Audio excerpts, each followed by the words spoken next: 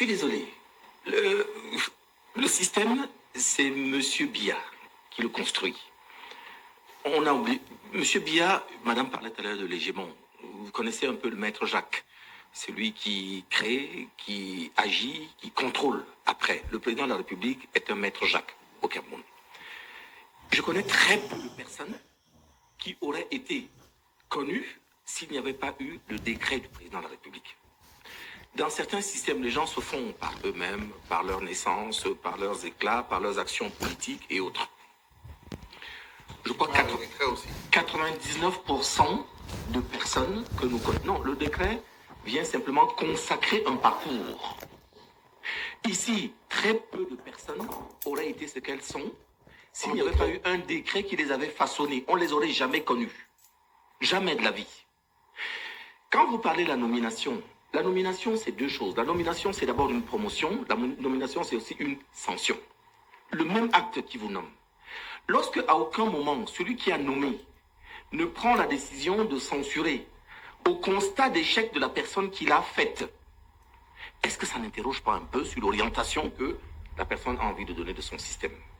Donc, petit à petit, ce système a fini par se kératiniser autour de Biya, du président de la République, Biya, de sorte qu'il est devenu lui-même aujourd'hui otage de son propre système.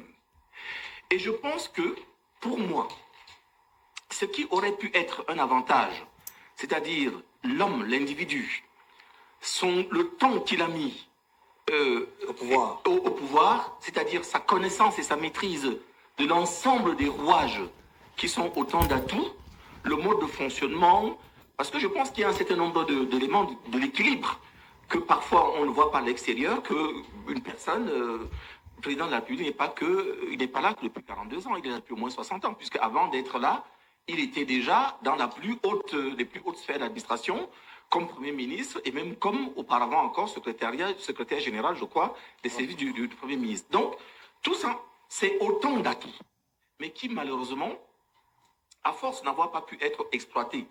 Parce que lorsque vous constatez un dysfonctionnement quelque part, et que vous ne l'indiquez pas, au fur et à mesure, vous avez un équilibre mauvais qui finit par se faire. Et je peux vous dire qu'aujourd'hui, Sarkozy disait autrefois que le temps qu'on met à durer, on ne le met pas à agir. C'est malheureusement aujourd'hui la faiblesse du président de la République. C'est-à-dire que, pour moi, je suis désolé, vraiment de le dire, il n'y a pas de perspective viable pour le Cameroun en l'état actuel des choses. Parce que je ne vois pas le président de la République défaisant l'un quelconque des éléments qui font partie de sa raison d'être. Nous avons un président du Sénat, si on ne regarde que les institutions, qui ne peut pas bouger aujourd'hui au risque de déséquilibrer un système. Et pourtant, tout le monde voit très bien la faiblesse, la fragilité personnelle et individuelle que constitue le président du Sénat. Nous avons un président de l'Assemblée nationale pareil qui, dès que vous avez enlevé un seul de ces éléments, met en évidence le propre président de la République actuelle, donc il ne peut pas les enlever. Et puis vous avez l'ensemble du système administratif qu'il a autour de lui, qui ne peut pas déboussoler parce que ça fait partie des éléments de son équilibre.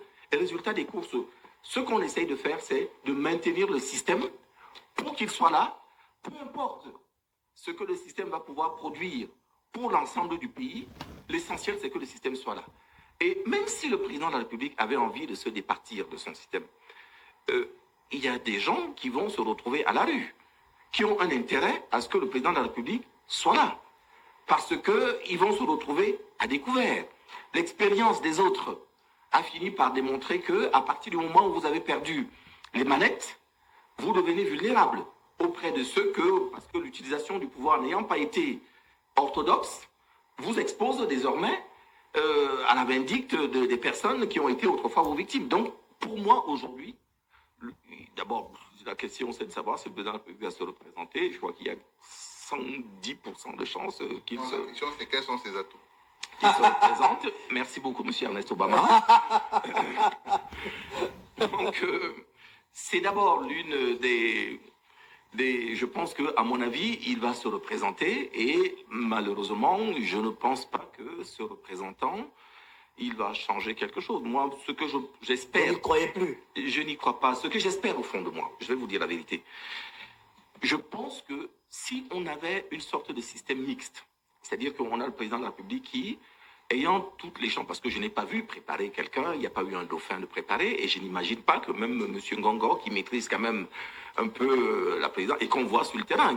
Donc je me dis d'ailleurs au demeurant, est-ce que il va pour lui-même, il roule pour lui-même, ou il roule pour le président de la République? Monsieur Yébé a ici le fait qu'il ne soit pas venu. Je me dis, s'ils avaient été pour le président de la République, tout le monde voilà, serait là. Est-ce que quelque part, il n'y a pas... J'observe qu'un de ses adversaires politiques... Donc ce mec était là. Mon garde des Sceaux, mon ministre de tutelle, voilà, il se dit des choses voilà, qui ne reviennent pas. Est-ce que quelque part, dans le petit entourage, le petit sérail, voilà, on ne se dit pas qu'on est en train de préparer bien. Mais je pense que de toute manière, sauf si c'était proclamé là avant la fin de ce mois, au-delà de mars, on rentre, à mon avis, dans une période où il est difficile d'imaginer quelqu'un d'autre que le président de la République. Donc moi, mon espoir de citoyen, ce serait que s'il devait se représenter comme ça semble être le cas, s'il devait gagner, comme malheureusement ça risque d'être le cas, parce que bon, on n'a pas parlé de l'opposition, je pense que le président de la République gagnera par défaut. Je suis désolé. Par défaut ? Je suis désolé, oui, parce que maintenant, l'opposition ne me semble pas... Parce qu'il ne voit personne d'autre en face. Oui, je pense, oui. C'est vrai que c'est pas la... Il gagnera... Elle va vous répondre. Non, non, vous voulez dire un mot là-dessus? il gagnera par défaut, vraiment, honnêtement, oui. Bon, on dit qu'il n'y a personne en face, ce serait quand même faire offense même à ce pays. Non, non. Le président bien même maître, je suis désolé, lui-même ne serait pas content d'entendre ça. Après plus de 40 ans de magistère, dit qu'au Cameroun, il n'a pas pu Madame, il m'est arrivé... avoir sur la scène, ne serait-ce que parmi ses fils ou ses petits-fils, quelqu'un capable. Il m'est arrivé rarement de venir ici sur un plateau pour dire des choses, pour que les gens puissent être contents ou qu'ils soient mécontents. Moi, je vous dis sincèrement que... C'est votre opinion, je la respecte. Je dis simplement qu'elle est fortement contestable. Sans doute que le candidat que vous soutenez, et pour lequel il y a forcément de bonnes raisons de le soutenir, va trouver dans ce qui restera, suffisamment d'émiettement de l'électorat pour qu'il ne soit pas en mesure d'être un recours véritable. C'est tout ce que je vous dis. Ça, c'est le fatalisme. Et c'est justement ça, mettre au passif de ce régime qui s'en va. Là, on est dans les pronostics. Peut-être que vous avez raison. Moi, si vous voulez, certainement. À la rigueur, même si vous écoutez mon raisonnement, moi, j'ai besoin d'un grand coup de balai. Et nous avons besoin que vous teniez notre discours sur la scène publique. Nous avons besoin d'un grand coup de balai aujourd'hui. Mais je vous dis, soyons mais également... le coup de balai ne se fera pas avec cette mentalité. Soyons objectifs. Ce n'est pas non plus en se gargarisant d'illusions. Ce n'est pas non plus en se gargarisant d'illusions. Je suis désolé, il ne nous avance pas. Madame, vous me permettez de terminer au moins une idée? Permettez. Vous me permettez? Moi, vous avez fait plus que ça. Et voilà. je veux d'abord insister pour dire qu'ils sont 3 hommes là. Pour le mois de la femme, quand même, vous auriez pu faire un effort, monsieur Obama. C'est totalement... C'est tout un mois. On peut faire déjà... S'il vous plaît, on fait le procès déjà d'avoir un plateau qui est déséquilibré. Parce qu'il y a des... J'aimerais tellement, je vous assure, madame, j'aimerais tellement aller dans ce sens. Vous ne pouvez pas imaginer. Parce que comme je vous l'ai dit, le temps que le président de la République, tout bon qu'il puisse être, il a mis, ne nous permet pas à nous, Camerounais, d'avoir une perspective. Je vous le redis vraiment sincèrement. J'aimerais partager les mêmes aspirations que vous. Mais en même temps, ce n'est pas en s'enfermant dans des illusions qu'on va finir par régler le problème. Peut-être même que ce sont ces illusions qui nous ont posé problème jusqu'aujourd'hui. C'est une insulte de dire que nous sommes dans les illusions. Quand vous avez... Nous ne venons pas ici pour partager des illusions. Quand vous avez... Permettez qu'il finisse, madame, vous allez prendre la parole. Quand vous avez autant de fortes têtes qui finissent par penser qu'elles sont les seules à pouvoir constituer l'alternative contre quelqu'un qui y est depuis longtemps et qui a démontré à quel point tout un système lui est acquis, y compris lui-même, et qu'il n'est pas possible de trouver une autre façon de faire. Moi, je ne nous vois pas vraiment. Les causes, les mêmes causes, vous le savez très bien. Vous la raison, c'est parce qu'il n'y a pas une union autour du candidat. Tout à fait. Je l'ai toujours dit. Laurent Cabral a répondu à cette question en disant qu'au Sénégal, par exemple, Diomaye Faye et Sonko ont battu un système. Ce n'était pas une candidature unique. Il y avait plus de 17 candidats à l'élection présidentielle au Sénégal, mais Diomaye Faye a été élu. Bien. On va aborder cette... Permettez-moi juste de terminer l'idée que voilà, je voulais juste indiquer que j'imagine, je pense tout simplement que le président de la République, reprenant un mandat, va peut-être au terme de quelques mois ou de la première année, confier à quelqu'un d'autre et de toute manière, confier à travers une élection ou alors non, je pense qu'il va y avoir... Oui, jusqu'aujourd'hui déjà, vous allez constater que par le biais du décret qui confie le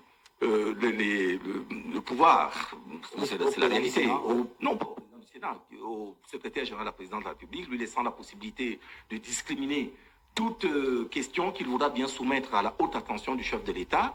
Il y a déjà, de mon point de vue, là, une cession du pouvoir du président de la République à ses secrétaires généraux successifs. Je ne dis pas que ce soit le cas spécialement pour Ngongor. Tous les secrétaires généraux, j'ai vu le décret, personnellement, je l'ai vu, je l'ai lu dans toutes ses coutures. Le décret qui nomme, qui accorde ses attributions à M. Ngongor n'est pas différent de ce que fut pour Marafa, pour Atangana Mbara, et je pense pour Esso lui-même, qui a été le prédécesseur de celui-ci. Il n'y a pas de difficulté. Mais c'est déjà en soi, à mon avis, un abandon de ses fonctions. Et je pense que là, donc, du coup, en dehors de la fonction, il y aura un abandon même du titre qu'il conférerait à quelqu'un d'autre qui reviendrait. Et je suis convaincu que quelle que soit la personne qui viendrait, déjà, on en a besoin. Il va se former évidemment autour de lui une nouvelle dynamique, un nouveau souffle qui permettra, à mon avis, au Cameroun de repartir. Parce que dans le système actuel, on va finir par étouffer. Et je pense, malheureusement, je crains d'exploser. Monsieur le maire, c'est vrai que Madame Koupa prend la parole. On va vous passer la parole après. J'ai défendu des personnes. L'autre parlait d'un changement qui est irréversible, qu'il faudrait absolument changer.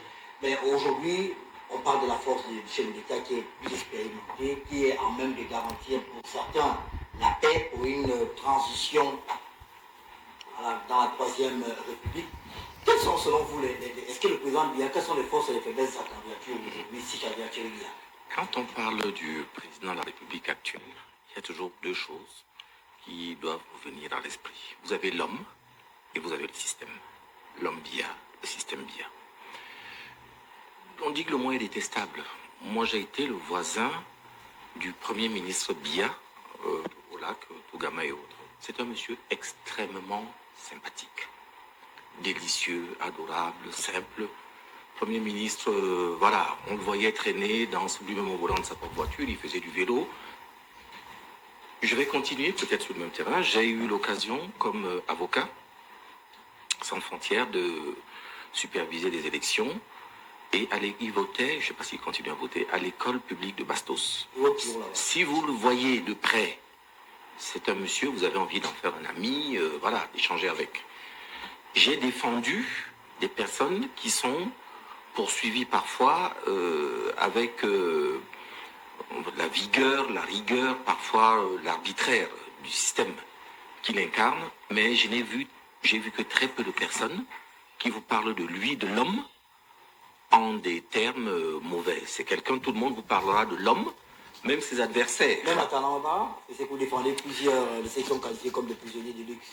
Je vais continuer sur ce que voilà, on parlera de façon particulière. Comme je vous assure que j'ai rencontré très peu de personnes, à titre personnel et à titre professionnel, qui vous parlent du président de la République comme étant quelqu'un de mauvais. On l'a vu nous-mêmes à l'œuvre pendant 2 ans, où on a vraiment vu le président de la République Biya en phase avec la mission qui lui avait été confiée 2 années plus tôt. On a vu ce que ça fait.